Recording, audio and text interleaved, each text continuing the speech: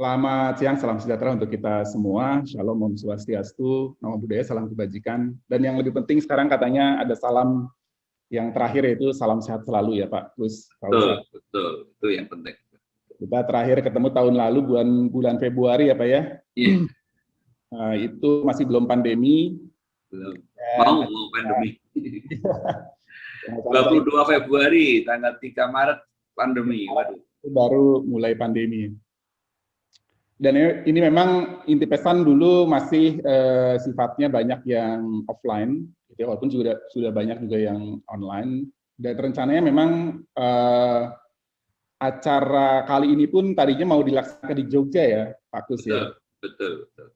Kebetulan saya sebagai orang Jogja waktu itu kemudian diundang, tapi ternyata pandemi datang, dan memang pandemi ini pengaruhnya ke semua orang, ke semua institusi, ke semua lini hidup kita, dan memang kita mesti berubah menyesuaikan sesuai kemauannya Chief Global Transformation Officer yang namanya COVID-19 gitu ya.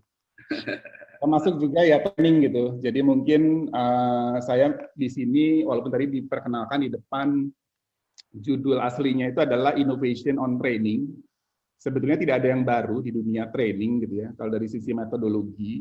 Tapi justru yang harus kita revisit adalah mindset kita mengenai training tersebut. Bahkan mungkin kalau bicara training itu, menurut saya itu sedikit berlawanan dengan kata inovasi. Jadi buat teman-teman nanti yang bertanya-tanya, nanti kita bahas di belakang, tapi saya lebih suka menyebut training itu dengan learning. Karena learning itu cakupannya lebih luas. Dan juga learning itu tidak hanya berbicara menutup atau membatasi masa lalu atau menutup kekurangan kita di masa lalu, tapi juga bagaimana kita membangun kapabilitas yang berbeda dan tetap relevan di masa depan. Sehingga izin saya judul ini saya sesuaikan jadi Learn to Innovate, karena inovasi tidak akan terjadi tanpa learning. Dan inovasi juga tidak akan terjadi kalau hanya dengan training. Sehingga kali ini kita akan sama-sama memahami learning sebagai yang pertama adalah value proposition, bukan hanya pembentuk kompetensi. Sering para pengambil keputusan di perusahaan itu masih menganggap bahwa tanggung jawab untuk menciptakan orang-orang inovatif itu adalah learning center. Padahal tidak. Yang bertanggung jawab untuk inovatif itu adalah orangnya, bukan learning center-nya. Bahkan learning center bisa jauh ketinggalan dari orang-orangnya. Apalagi kalau misalnya yang sesi sebelumnya kita udah bicara tentang rekrutmen, ya kita sebenarnya merekrut bukan hanya orangnya, tapi juga idenya dan visi mereka di masa depan. Sehingga kalau misalnya mereka yang sudah punya visi masa depan itu di training dengan cara lama, mereka akan jadi orang lama. Yang kedua adalah learning sebagai katalis perubahan. Dan yang ketiga, learning sebagai pendorong inovasi. Ini yang mungkin kita agenda utama kita di siang sampai sore hari ini. Tapi juga nanti saya akan memasukkan apa saja inovasi dalam learning sesuai dengan ekspektasi teman-teman yang hadir di sini, yang dapat memudahkan bagaimana sih learner itu mengakses pembelajaran. Jadi tidak hanya learning itu hanya mengundang orang untuk masuk kelas, mereka belajar duduk seharian gitu, 3 hari bahkan sampai berbulan-bulan. Tapi bagaimana mereka tanpa perlu ke training center pun, tanpa perlu ke kelas pun mereka bisa mendapatkan learning materials atau pembelajarannya. So sedikit tadi mungkin sudah diperkenalkan sedikit banyak oleh Pak Kus dan juga oleh Kang Jai. Kebetulan LPP Agro Nusantara ini adalah subsidiary-nya dari PTPN Holding atau Perkebunan Nusantara Holding. Kami beroperasi sebagai corporate university-nya PTPN Holding, dan kami sedang dalam proses transformasi dari yang sebelumnya kami fully manual gitu ya, dan lini bisnis kami sangat terbatas. Sekarang ini kami meluaskan lebih luas lagi layanan kita, baik itu dari sisi consulting, karena di sini lebih-nya sebetulnya para consultant, dan juga learning gitu ya. Core-nya memang adalah plantation, seperti halnya kita berinduk ke induk organisasi kita PTPN. Tapi juga kita menambahkan ada juga human capital management and leadership yang tentu saja menjadi core bisnisnya dari inti pesan juga. Jadi kita align di sini Pak. Terus finance and commercial, ini juga kami tidak hanya berhenti di perkebunan, kami juga bahkan memberikan services kepada bank-bank, terutama kepada para credit officer mereka yang bertanggung jawab untuk memberikan kredit di bidang perkebunan. Dan yang terakhir adalah yang paling baru adalah coaching for performance, karena saya percaya bahwa orang itu bisa menyelesaikan masalahnya sendiri. Jadi nggak perlu training, nggak perlu mentoring. Orang itu sebenarnya sudah punya solusinya, tinggal mereka dibimbing aja melalui proses coaching, sehingga mereka bisa perform. So, masuk ke agendanya, tadi seperti sudah saya sebutkan, agendanya ada 3, learning sebagai value proposition, learning autonomy sebagai katalis perubahan, dan yang ketiga adalah learning sebagai pendorong inovasi. Kita masuk yang pertama, learning sebagai value proposition, tadi sudah di-mention oleh saya di depan, kenapa saya nggak begitu suka menyebut kata training, saya lebih suka menyebut kata learning, karena yang pertama adalah training itu kalau misalnya teman-teman sudah baca bukunya yang tadi ditunjukkan oleh Pak Kus, training itu past focus gitu. Jadi seperti pemadam kebakaran. Kalau ada masalah baru dipanggil tuh korpunya atau training centernya. Biasanya ini kebiasaan kalau misalnya kita hadir di rapat manajemen gitu ya, membahas kinerja gitu kan. Kalau misalnya nggak tercapai kinerja, biasanya yang disalahin itu orang. Ini orangnya nggak kompeten nih, gitu. Masukin ke training center gitu. Itu udah telat gitu karena udah kinerjanya udah jatuh duluan. Jadi sering sekali training itu menjadi kambing hitam dari permasalahan organisasi, terutama kinerjanya. Sementara learning itu adalah future focus gitu. Ini adalah investasi bukan cost. Jadi sedikit apapun, bahkan sebanyak apapun investasi di learning itu nggak akan pernah rugi. Walaupun tentu sekarang masih banyak yang ngomongin seberapa efektif sih training atau learning itu, yaitu adalah perdebatan yang nggak pernah selesai. Yang kedua, training itu sifatnya standardized gitu. Mungkin teman-teman yang ada di learning center itu pasti hampir setengah hidupnya itu yang ngurusin standarisasi training gitu. Standarisasi modul, materi, jadwal gitu dan seterusnya. Sampai kemudian orang yang sebelumnya nggak sama kebutuhannya itu dimasukin ke kelas yang sama. Dan itu yang menjadi problem kenapa kemudian saya tadi dikatakan di depan justru training itu adalah tanda kutip musuh dari inovasi. Karena bisa jadi orang-orang yang nggak butuh itu nggak perlu di training, tapi cukup diberikan otonomi aja. Dan sehingga lawannya dalam hal ini ya learning itu lebih personalized. Karena memang seharusnya demikianlah orang itu belajar. Karena tiap orang punya kebutuhan belajar yang berbeda, cara belajar yang berbeda, waktu belajar yang berbeda, kepada siapa juga dia punya preferensi lebih cocok ke siapa, gitu, dan seterusnya. Sehingga ini harus diakomodir dalam, kalau konteks organisasi, ini harus menjadi sebuah corporate policy, bukan hanya menjadi sebuah standarisasi. Yang ketiga, training itu kalau dalam nature-nya itu maintain stability. Seperti tadi kalau misalnya kita dengar kata pelatihan itu biasanya ya untuk nutup kekurangan gitu, closing the gap. Nah, supaya enggak terlalu jauh ya dilakukanlah training gitu untuk nutup gap-nya tersebut. Tapi learning justru itu tidak melihat itu seperti itu. Jadi orang-orang yang berbeda gitu ya, itu tidak dianggap aneh gitu, justru di-empower. Bahkan orang-orang yang konfrontatif gitu ya, tapi punya ide banyak, yang kreatif, itu difasilitasi. Sehingga dia diberikan ruang untuk mendisrupt organisasi itu dari dalam justru. Tidak dijadikan organisasi itu mirip gitu ya, oh kalau dulu saya di bank itu ketahuan gitu, mana yang orang bank, mana yang bukan gitu. Karena culture-nya itu hampir mirip gitu, nggak ada orang-orang yang benar-benar beda. Nah itu akan pada satu sisi secara compliance itu bagus, tetapi di sisi yang lain tanda kutip dia tidak terekspos dengan dunia luar. Kemudian training itu ngomongnya eksploitasi, hasil jangka pendek lah ya. Dan learning itu bicara eksplorasi. Dan inilah yang sering kita lupa bahwa ya learning itu expanding your horizon, not only delivering your performance gitu. Dan nanti kalau misalnya ada yang nanya return on training investment, saya disclaimer di depan, saya nggak akan respon, bukan nggak relevan ya. I'm not a big fan gitu, saya bukan penggemarnya roti gitu. Karena kalau kita bicara pengembangan orang, itu kita nggak bisa ngomongin dalam satu siklus yang namanya fiscal year gitu. Sementara kan tuntutan dari manajemen biasanya itu ngukurnya by fiscal year gitu. Nah, kalau misalnya pertanyaannya, kalau misalnya pelatihan yang diadakan akhir tahun, bisa nggak masuk itu ke dalam ukuran ROTI? Pun kalau misalnya dikasih time frame yang lebih panjang dari 1 tahun, apakah 2 tahun cukup, 3 tahun cukup, dan seterusnya. Saya baru bisa merasakan benar-benar sebagai, tahu tadi pujiannya Pak Kus gitu ya, thank you Pak Kus, sanjungannya gitu, saya sebagai pembelajar itu, saya baru merasa jauh setelah saya lulus kuliah gitu.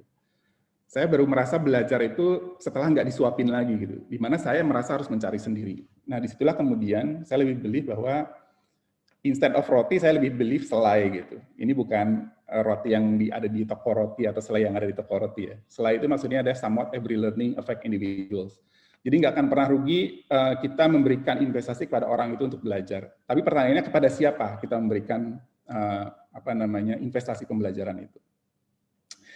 Dan bicara tadi eksplorasi, eksploitasi, agility, stability, ini memang nggak bisa dipisahkan sebagai satu kesatuan, dan itu adalah paradoks gitu ya, yang memang ada di organisasi. Karena organisasi itu memang perlu menyeimbangkan 2 paradoks ini.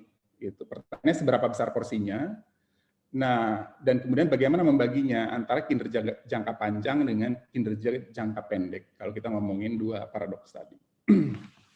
Ini waktu saya ke Portugal, ketika diundang sebagai salah satu corporate university yang mendapatkan sertifikasi dari European Foundation for Management Development, karena meraih sertifikasi yang namanya Corporate Learning Improvement Process atau CLIP.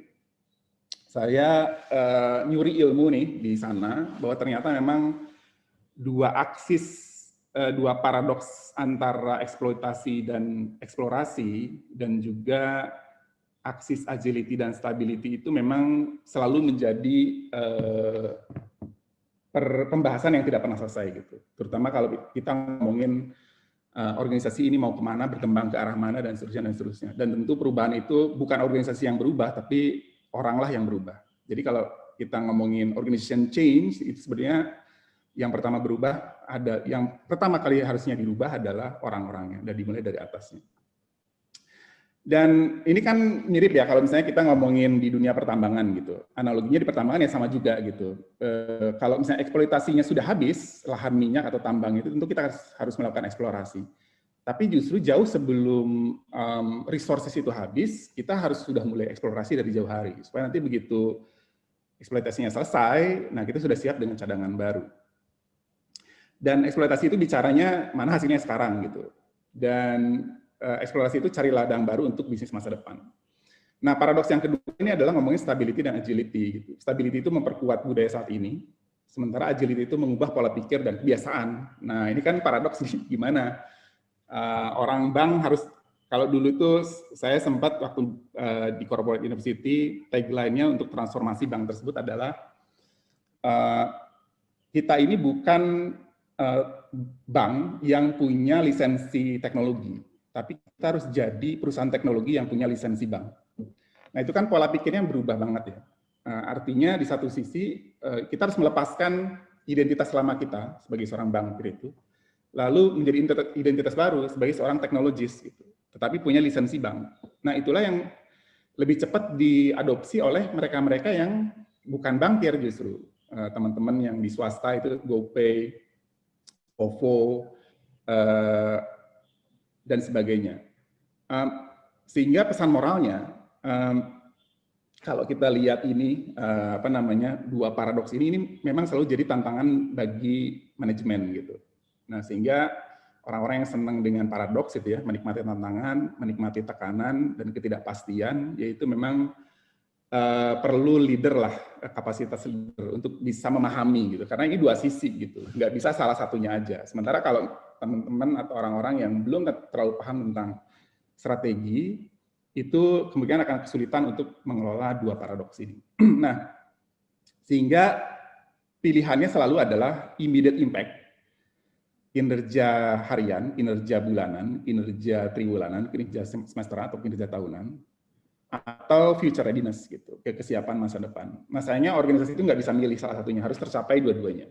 Tercapai kinerja jangka pendeknya dan tercapai juga kesiapan dia untuk berubah gitu. Nah, kalau kita bicara future readiness gitu ya, ini mungkin pernah juga disampaikan tahun lalu ya Pak Kus ya oleh Pak Alex gitu, largest companies by market cap gitu di tahun 2010 dan 2020. Gitu. Kita lihat perusahaan teknologi tahun 2010 itu cuma ada 2 di top 10 ya. Sekarang itu sisanya dominasinya justru 8 perusahaan teknologi company yang menjadi perusahaan terbesar berdasarkan market cap-nya. So, ini menandakan bahwa kita nggak bisa lagi ngomong eksploitasi, kita nggak bisa lagi ngomong training, kita mesti ngomong learning. Dan learning itu nggak bisa lagi dijadikan ini sebagai sebuah program atau event, tapi harus menjadi sebuah value proposition. Nah, tadi di depan saya sempat mention value proposition. Value proposition itu apa sih gitu? Nah, ini kebetulan ada teman-teman, beberapa teman-teman BUMN di sini juga yang hadir. Mungkin sudah cukup familiar dengan framework ini gitu ya. Bahkan juga tadi saya sempat mendengar dari pembicara sebelumnya yang namanya ya ada yang disebut dengan employer atau employee value proposition gitu. Nah, value proposition itu sebetulnya adalah jadi kalau kita bicara organisasi itu nggak bisa terlepas dari 2 hal ini gitu, antara ekspektasi organisasi dan orang-orang yang memenuhi ekspektasi tersebut. Jadi organisasi itu punya ekspektasi mencapai goal. Orang atau people itu harus berkinerja menuju goal itu. Kemudian organisasi itu punya strategi dan orang harus punya kompetensi yang sesuai dengan strategi. Dan yang terakhir, organisasi juga punya budaya dan orang harus align perilakunya dengan budaya organisasi itu. Baru itu kita ngomongin hal-hal ini, talent and succession, learning and development, reward and recognition, termasuk rekrutmen dan segala macam. Nah, ke semua hal ini itu direkatkan oleh yang namanya value proposition gitu. Nah, kalau misalnya kita teman-teman rekrutmen nih, pernah nggak lihat CV-nya para aplikan? Rata-rata mirip-mirip gitu. Menurut saya mirip-mirip gitu. Bahkan saya sempat bikin survei di Perkebunan Nusantara untuk calon karyawan pimpinan, isinya tuh mirip semua gitu.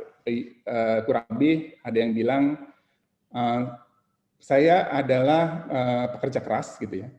Saya adalah pembelajar yang cepat, bisa bekerja di bawah tekanan. Intinya positif-positif lah. Tapi intinya adalah orang-orang ini memberikan proposition gitu, memberikan penawaran bahwa saya ini punya value. Dan organisasi pun memegang janji itu gitu. Dan organisasi pun berjanji kalau misalnya orang-orang ini bekerja keras, sering belajar gitu ya, punya kompetensi yang sesuai dengan strategi dan punya perilaku sesuai dengan budaya, maka orang itu akan diberikan kesempatan untuk menjadi talent, untuk menjadi bagian dari succession, dapat kesempatan learning and development yang lebih besar, dan reward and recognition yang lebih tinggi dari yang lain. Ya tentu faktor teknologi menjadi penting, tetapi yang lebih penting lagi adalah bagaimana kita mengembangkan kapasitas leader kita. Sehingga kalau kita bicara learning, itu kita tidak berbicara hanya modul, tetapi juga bagaimana kita mengembangkan pertama kali adalah leadership capability-nya. Karena tanpa leadership yang bagus, maka sistem yang dibentuk tidak akan bisa bagus. Sehingga dari sini kita bicara intervensi atau value proposition dari sisi hand atau tangan. Ini ngomongin tentang performance management gitu ya. Kemudian sisi head, ini ngomongin tentang competency based human resources management. Dan yang terakhir adalah heart-nya atau values management. Nah, yang sering kita lupa adalah kita training center itu fokusnya ke yang hand dan head aja gitu. Hand itu kalau misalnya kinerjanya buruk, masukin ke training center. Jadi selalu gap base gitu mikirnya. Enggak selalu ya, maksudnya seringnya begitu gitu. Mungkin 70% untuk nutup gap lah gitu. Dan kita berbicara tentang kompetensi fulfillment aja gitu. Tapi jarang training center itu ngomongin tentang behavioral alignment terhadap culture. So ini yang mungkin tugas berikutnya dari learning center atau corporate university, bagaimana bukan hanya ngomongin head and hand, ya tentu dibantu oleh HR director-nya ya, tapi juga bagaimana bisa mengukur kesesuaian antara perilaku setiap orang dengan corporate culture. So ini mungkin yang pertama agenda yang kita bahas mengenai learning sebagai value proposition, karena kalau misalnya learning itu tidak jadi value proposition, tidak menjadi integrasi dari keseluruhan human capital architecture ini, maka ya training itu hanya akan dilihat sebagai event aja gitu. Ya ikut pelatihan deh gitu, atau ukuran KPI-nya biasanya jam pelatihan selama setahun gitu. Ya nggak apa-apa juga, itu apa namanya, untuk fase-fase awal bisa dilakukan. Tetapi yang lebih penting lagi adalah siapa yang kita kirim ke pelatihan. Jangan-jangan dia di kelas cuma tidur gitu. Jangan-jangan di kelas dia tidak merasa butuh. Jangan-jangan di kelas dia apa namanya, bukan ini yang saya butuhkan, dan seterusnya dan seterusnya. Sehingga dengan demikian saya masuk ke agenda yang kedua. Begitu tadi bicara kalau training itu sifatnya centralized gitu ya, orang itu disuruh untuk masuk kelas, maka kalau kita bicara agenda kedua, learning autonomy, orang itu harusnya tergerak untuk masuk kelas, bahkan mempropose untuk masuk kelas. Hanya orang-orang yang sukarelalah yang bisa create perubahan atau menjadi katalis perubahan. Saya nggak percaya bahwa ada orang yang terpaksa masuk ke kelas inovasi, tanda kutip, tetapi dia terpaksa dia menjadi penggerak perubahan. Saya nggak pernah yakin itu. Dan itu selalu saya buktikan gitu, bahwa orang-orang yang tanda kutip terpaksa itu, ya hanya memiliki kewajiban untuk absen kelas aja. Tapi value added-nya dia, yang diharapkan sebagai seorang kontributor dari perubahan itu mungkin minimal. Gitu. Walaupun ekspektasinya dari organisasi, orang tersebut mestinya extra mile gitu ya. Kenapa begitu gitu? Karena saya pernah diundang di salah satu perguruan tinggi negeri ternama di Jakarta gitu ya, diundang oleh dekan dari sekolah vokasinya. Itu tahun 2016 gitu, saya diundang ke sana. Jadi menurut temuan dari sekolah vokasi itu berdasarkan studi internal tingkat kompetensi lulusan yang kompatibel dengan kebutuhan industri itu hanya 40%. Nah, 60% ini kompetensi yang anak-anak didiknya tidak kompatibel. Ya, terus mereka nanya ke saya, kenapa ya bisa begitu ya? Padahal kita sudah menyesuaikan kurikulum tahun ini tuh sesuai dengan kebutuhan industrinya gitu. Ya, tapi saya tanya gitu, mereka lulusnya kapan? 2 tahun kemudian. Oh ya sudah, pasti sudah berubah. Ya jelas tidak akan kompatibel. Perubahan kompetensi di era industri 4.0 ini berubah tiap 2 tahun sekali. Jadi wajar kalau misalnya kompatibilitasnya 40% gitu. Nah, sementara lulusan sekolah vokasi itu rata-rata 2 tahun. Ya, artinya wajar kalau banyak kompetensi yang diajarkan di awal atau tengah kuliah itu nggak lagi relevan. Nah, pertanyaannya, di institusi pendidikan, termasuk di corporate university, the learning center itu, masih relevan nggak membuat kurikulum tahunan untuk menjawab masa depan? Kayaknya sih enggak ya. Kayaknya kurikulum itu dibuat untuk tadi itu, untuk menjawab permasalahan masa lalu tadi gitu. Nah, ya argumen saya diterima gitu ya. Jadi sebetulnya yang lebih penting lagi adalah saya sampaikan ke teman-teman di institusi pendidikan itu adalah instead of kita berpikir bagaimana kita meng-create kurikulum saat ini untuk masa depan, bagaimana kalau misalnya kita berpikir sebaliknya gitu. Kita pindahkan saja gitu institusi pendidikan itu ke perusahaan gitu. Jadi ngajarnya bukan di Depok gitu, ngajarnya ya bukan ngajarnya di Bogor gitu, ngajarnya di perusahaan-perusahaan di gedung-gedung itu. Gitu. Sewa ruangannya di ruangan atau lantai atau di gedung di mana perusahaan yang akan dituju itu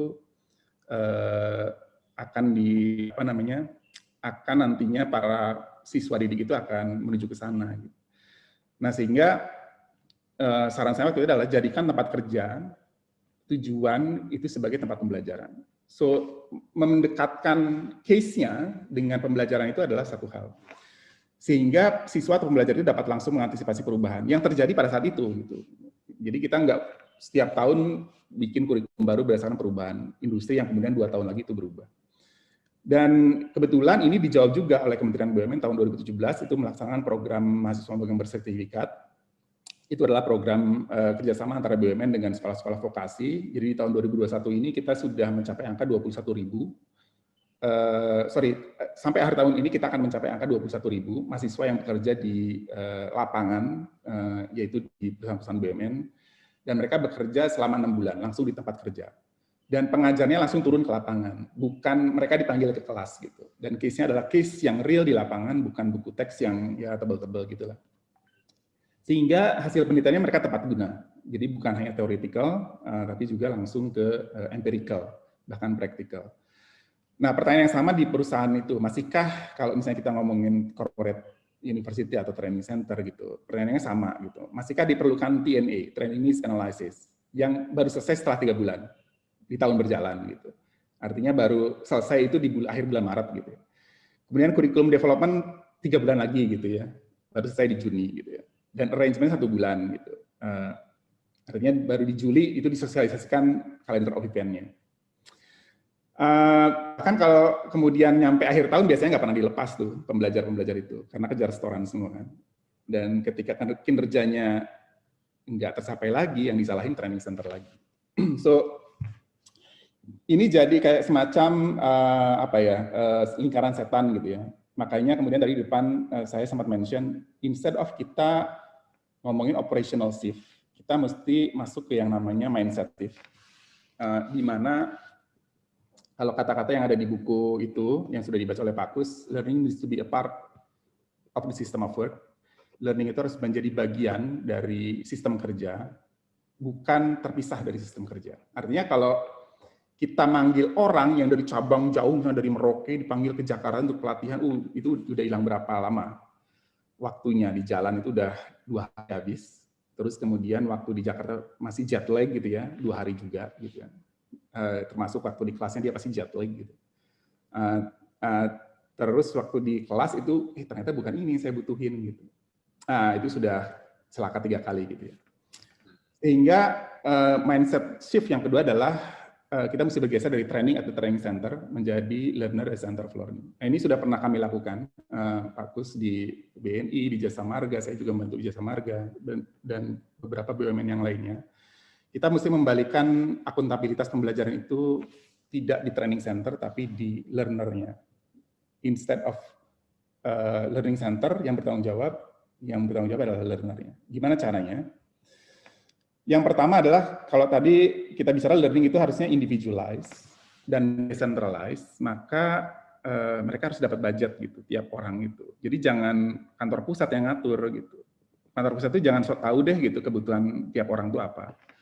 Ya mungkin ada kebutuhan unit gitu ya, which is bos di region atau unit itu tahu gitu, lebih tahu gitu ya, dari unit yang lain. Tetapi individual learning wallet pun harus dipunyai gitu, jangan sampai orang itu hanya ngikutin apa yang dimaui oleh bosnya. Bisa jadi, ini ada satu case menarik gitu di tempat kerja saya yang sebelumnya. Ada yang pakai learning walletnya ini untuk latihan golf. Nah, kalau kita bicara sebagai training center, kira-kira komennya apa tuh para CLO, Chief Learning Officer itu, atau para GM Corpo itu? Gitu.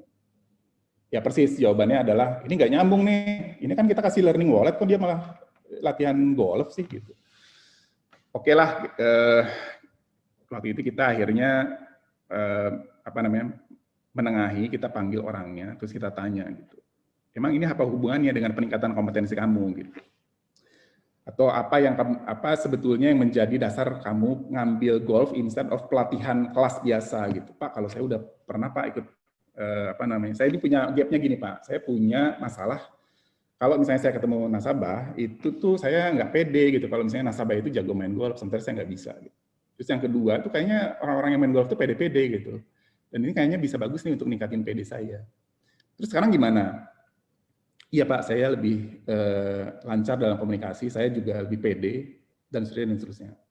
Sehingga nggak mesti yang namanya pembelajaran itu dikaitkan atau disetarakan dengan masuk ke kelas. Nah, ini agak berbahaya. Kadang-kadang kalau kita sudah ngomongin learning itu sebagai kelas itu sudah pasti arahnya itu ya sudah gitu, masuk kelas ada pengajarnya, ada PowerPoint-nya dan seterusnya. Ya seperti kayak inilah. Ini sebenarnya adalah training gitu ya. Walaupun saya lebih senang ini nyebutnya sebagai sharing aja gitu. Sehingga nggak bisa kita membatasi pembelajaran itu hanya masuk ruang kelas. Yang kedua adalah oke, kalau misalnya kamu udah kompeten gitu ya tes aja gitu, kasih quiz. Bahkan di perusahaan sebelumnya kami kasih pertanyaan itu setiap hari, daily quiz. Yang ketiga, kita sediakan juga gitu collaborative adult center dan digital platform, bentuknya bisa dalam genggaman tangan gitu ya. Orang bisa kontak ke siapa yang mungkin orang yang ada di dalam sistem itu bisa menjawab kebutuhan pembelajarannya dia. Apakah itu mentornya, apa itu coachnya, dan seterusnya. Bahkan sekarang baik Jasa Marga maupun sebelumnya BNI Smarter namanya kalau di BNI, kalau di Jasa Marga namanya GM Click. itu sudah memasukkan individual learning wallet atau decentralized learning budget itu bisa diakses, jadi bisa ketahuan dia sudah habiskan berapa, dan itu sudah terreport langsung ke pusat gitu. Dan sehingga nggak usah repot-repot gitu, monitoring atau controlling dari pusat. Kemudian yang ketiga, ini yang terakhir, learning sebagai pendorong inovasi. Gitu. Kadang-kadang kita sering berpikir bahwa perubahan dahulu, baru kemudian dilakukan training. Gitu. Mestinya enggak, harusnya sebaliknya. Karena kalau kita bicara perubahan, itu biasanya karena orang itu belajar sesuatu yang baru, dan dia mengaplikasikan ilmu barunya tersebut ke dunia nyatanya. Ini yang kejadian dari evolusi industri gitu. Mulai dari kalau zaman dulu ya hunting and gathering, kemudian orang belajar terus menemukan teknologi farming itu masuk ke industri 0.0. Kemudian James Watt belajar bikin mesin uap dan akhirnya hasil pembelajaran dia mengubah lanskap industri menjadi sebuah industrial revolution, industri 1.0 dan seterusnya. Masuk ke industri 2.0, knowledge and information, itu pun terjadi karena orang itu belajar dulu. Bukan karena perubah dulu, kemudian orang belajar. Ini yang harus kita pahami gitu. Dan sekarang kita sudah semakin dekat ke yang namanya industri 5.0, human plus machine recombination. Teman-teman nanti boleh searching di Google, di YouTube, ada yang namanya teknologi yang bisa menggantikan fungsi suara manusia, bahkan berinteraksi seperti layaknya manusia, namanya Google Duplex atau Google Assistant. Dan itu sudah merekombinasikan antara kemampuan manusia dengan kemampuan mesin. Dan yang menarik dan juga tanda kutip mengkhawatirkan untuk sebagian orang, semakin cepat perubahannya. Tadinya butuh ratusan ribu tahun, ribuan tahun, ratusan tahun, puluhan tahun, mungkin sekarang perlu belasan tahun atau bahkan kurang dari 10 tahun. Perubahan-perubahan ini, pergeseran industri ini.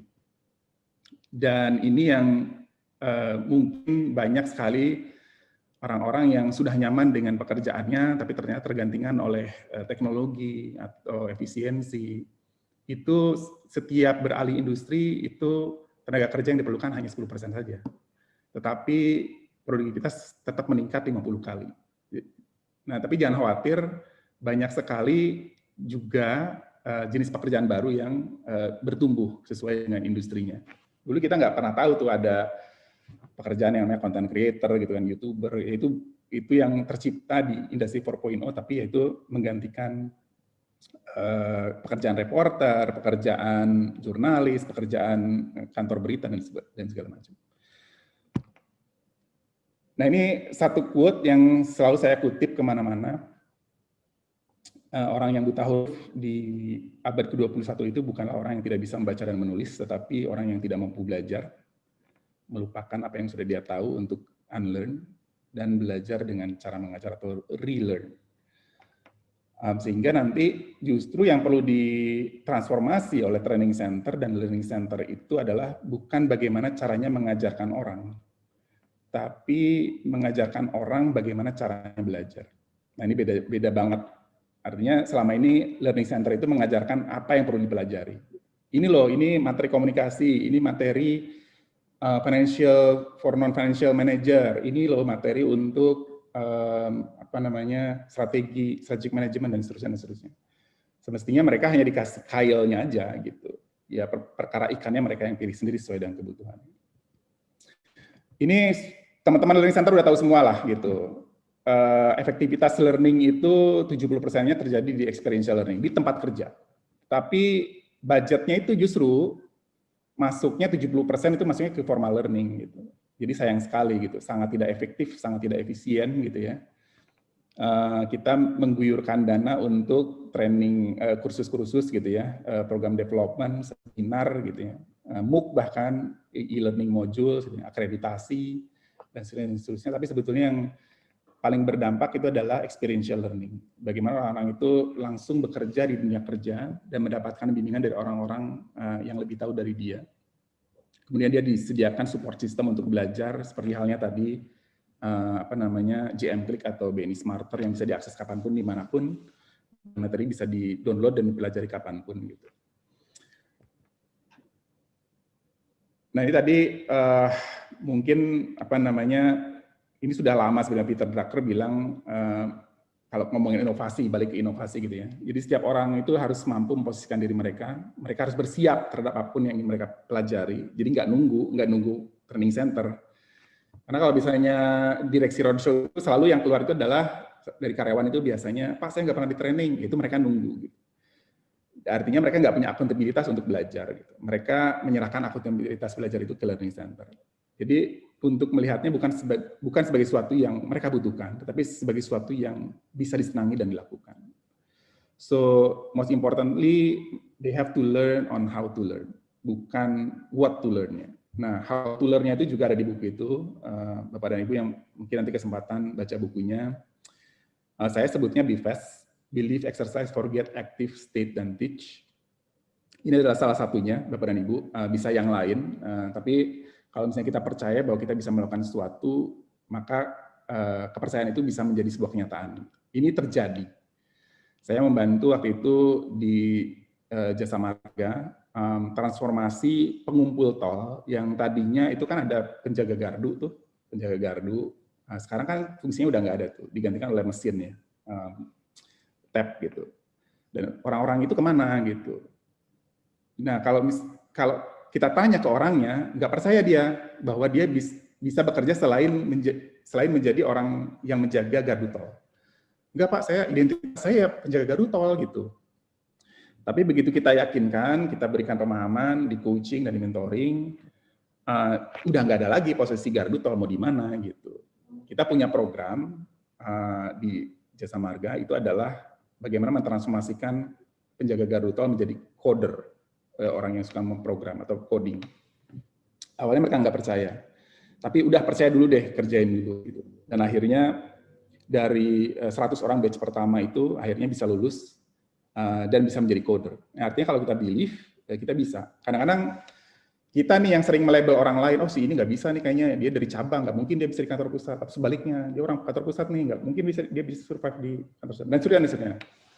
Dan itu jadi barrier untuk orang untuk belajar, karena sudah dilabeli duluan. Exercise, mens sana in corpore sano, simple, kita nggak mungkin bisa belajar kalau badan kita nggak segar, gitu ya. Olahraga, yang sehat. Forget, lupakan apa yang sudah kita miliki, apa yang sudah kita tahu, karena nggak relevan apa yang kita tahu sekarang dengan apa yang akan kita hadapi di masa depan. Aktif, selalu tanya, gitu ya, terlibat secara mental. State, nah kalau misalnya kita sudah kondisi fisiknya bagus, kita tinggal jaga mood sama emosi, sama gelombang frekuensi otak. Gitu ya. Makanya sekarang tuh banyak sekali orang-orang, apalagi zaman pandemi ya, orang yang stres kemudian masuk ke kelas-kelas yang namanya mindfulness, gitu ya, meditasi dan segala macam. Karena state of flow-nya itu mempengaruhi dari kualitas kesehatan tubuhnya dia. Orang psikologi sebutnya itu sebagai psikosomatis kalau misalnya penyakit yang muncul akibat kebanyakan pikiran. Jadi state of your mind itu penting. Dan teach. Stephen Covey bilang kita itu nggak disebut sebagai orang yang belajar kalau misalnya kita nggak ngajarin. Jadi pada program yang sama, transformasi orang gardu tol menjadi coder itu pun, setelah mereka selesai, ya mereka harus ngajarin. Mereka jadi pengajar untuk batch berikutnya. So untuk lengkapnya mungkin tadi sudah dipromosikan oleh Pak Kus. Terima kasih Pak Kus. Learning 5.1 intinya adalah duluan tiba di masa depan. Kalau misalnya kita ngomongin duluan tiba di masa depan, artinya kita ngomongin inovasi gitu. Dan inovasi ini nggak akan terjadi kalau misalnya kita nggak nyiapin dari sekarang. Dan kita nggak bisa nyiapin itu dari sekarang kalau misalnya kita hanya bicara training. Jadi kita mesti geser ke learning. Learning 5.1 ini pada intinya adalah berbicara bagaimana memindahkan tanggung jawab learning itu dari learning center ke learner-nya. Dan ini sudah mendapatkan apresiasi juga dari endorsernya, dari akademisi, dari pemilik learning institution, dari eksekutif, profesional, dari konsultan, entrepreneur, dan bestseller author. Nah, untuk menutup apa yang sudah kita sampaikan tadi, yang sudah saya sampaikan tadi, poin-poinnya adalah yang pertama, learn how to learn and how to learn. Kemudian yang kedua, learner as center of learning. Kita nggak bisa lagi ngomong inovasi kalau misalnya tanggung jawab itu ada di training center, harus ada di learner-nya, nggak bisa di training center. Yang ketiga, apply the autonomous and personalized learning center, desentralisasi. Yang 4, distribute learning budget. Ini apa namanya, kalau misalnya BUMN itu sudah dikasih peraturan 5% dari human capital cost harus mengalokasikan budget pembelajaran untuk seluruh karyawan. Jadi relatif lebih mudah lah gitu. Terutama untuk BUMN yang besar. Kemudian know the learning preference, tiap orang cara belajarnya beda. Training center itu kalau bisa memetakannya itu bukan gap kompetensinya, tapi preferensi belajarnya. Yang keenam, practice just in time learning gitu ya. Kapanpun dimanapun mereka butuh, nggak perlu nunggu training center, mereka bisa mengakses pembelajarannya. Dan nggak usah gede-gede pembelajarannya, nggak usah 1 hari gitu, nggak usah 2 jam bahkan 5 menit sampai 15 menit itu cukup. Kalau teman-teman cari kata kunci di di Google, the average length of YouTube videos itu rata-rata 4 menit, 4 sampai 6 menit kalau nggak salah. Itu artinya orang semakin kesini itu semakin nggak sabar untuk untuk memahami segala sesuatu itu harus cepat gitu, nggak bisa panjang-panjang. Dan yang ke-8 ini yang juga kita perlu advocate sebagai learning specialist gitu ya, atau orang-orang yang concern di dunia pendidikan dan pengembangan. Belajar itu pasti ada salahnya gitu, dan jangan dimarahin kalau dia salah. Selama salahnya itu nggak fatal, nggak fraud, atau nggak bikin orang mati gitu ya, tanda kutip gitu ya. Ya jadiin itu sebagai ongkos pembelajarannya dia. Mungkin itu aja Pak Kus dan teman-teman. Terima kasih kesempatannya buat saya untuk presentasi dan sharing ke teman-teman. Wabillahi taufiq wal hidayah. Assalamualaikum warahmatullahi wabarakatuh. Waalaikumsalam warahmatullahi wabarakatuh. Luar biasa.